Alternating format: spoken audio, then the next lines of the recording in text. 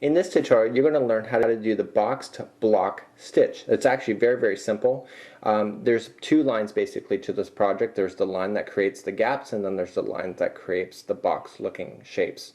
So basically every time you go in one direction, you have a nice holiday putting all the blocks in, and then the other one is a little more labor intensive, but overall balances very well. I found this project to go really quick.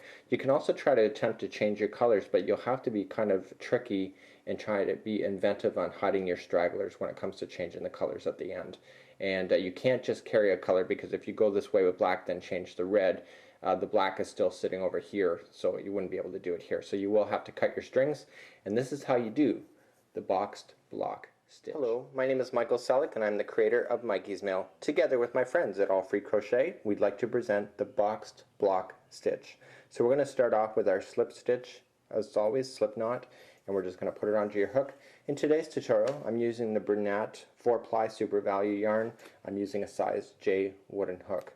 Now with this particular pattern, we have to concentrate on actual having the stitches right, counting up with each other.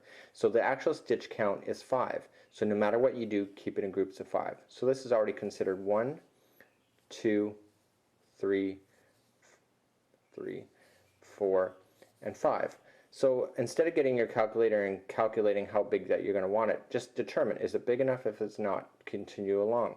So just go 1, 2, 3, 4, and 5. Make a decision, yes or no. 1, 2, 3, 4, 5. This is also called stitch counts as well. So let's go one more. So 1, 2, 3, 4, and 5. So determine that at the end, when you get to the end, you have to add on 2 extra stitches. So let's add on 2 extras, so 1 and 2.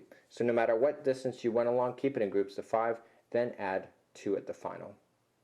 So when we look carefully at this, here we actually have a chaining up and then a treble, 2 trebles, 2 trebles, 2 trebles. So it's actually double crochet. So what we need to do then is on here, we have to skip the first 3 stitches, and then we go into the fourth. So 1, 2, 3, and 4, and what we're going to do is double crochet. So just grab the material going into the fourth only.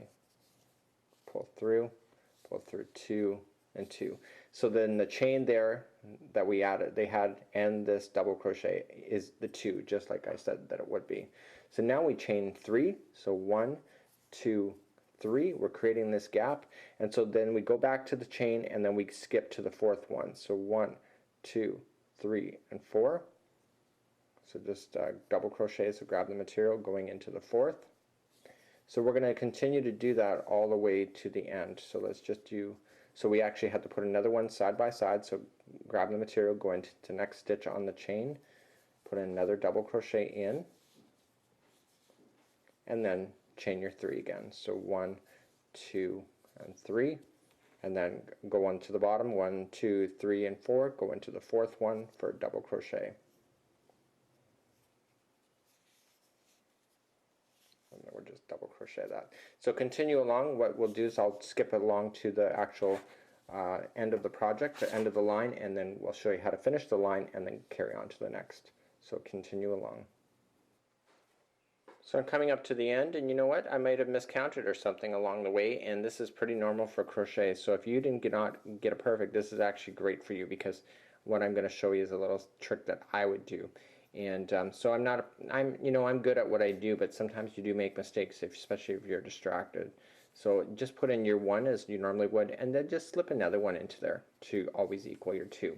So this is your starting chain, so it's not always easy to get it right the first time, but you can add it in there, and then voila, it shouldn't make too much of a difference.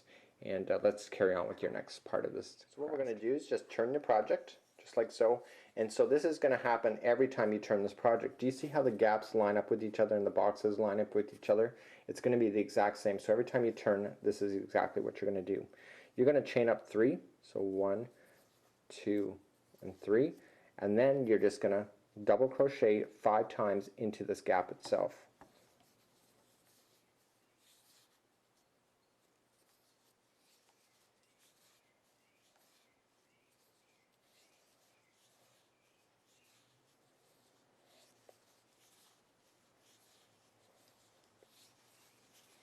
Okay, so you got your 5, and then all of a sudden what you got to just do, and this is the hard part about it, you just jump over this middle section and just go another 5 into the very next one.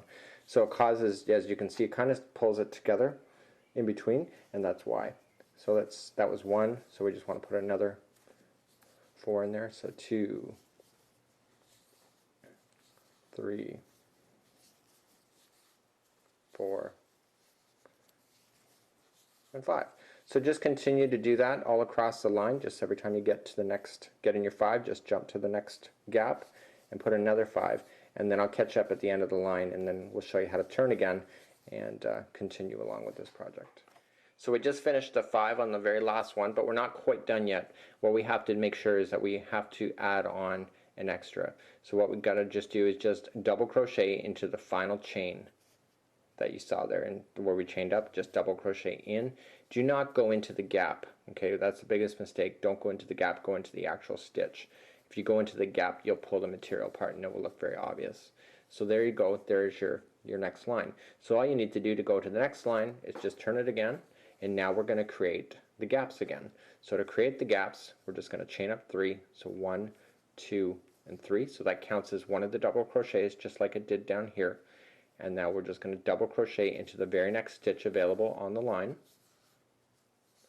And now what we're going to do is chain 3. So 1, 2, and 3. And this is the easy part about it now that you've got it established. Do you see how these two are pulling together just like so?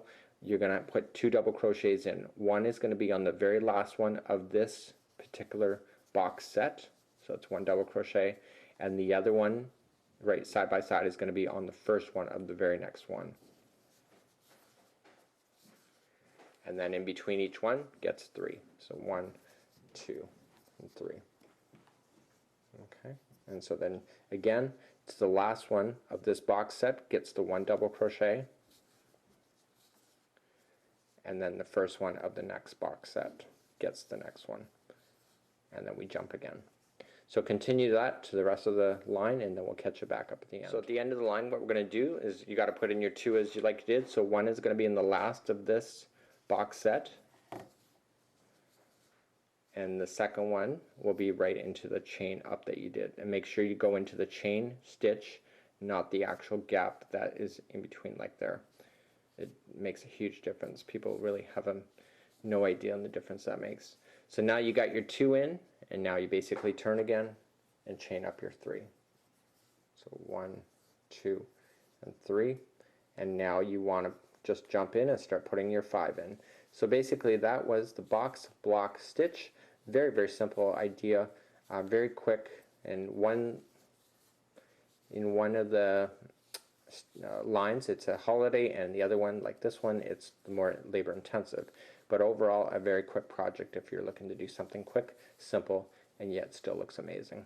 So good luck and enjoy.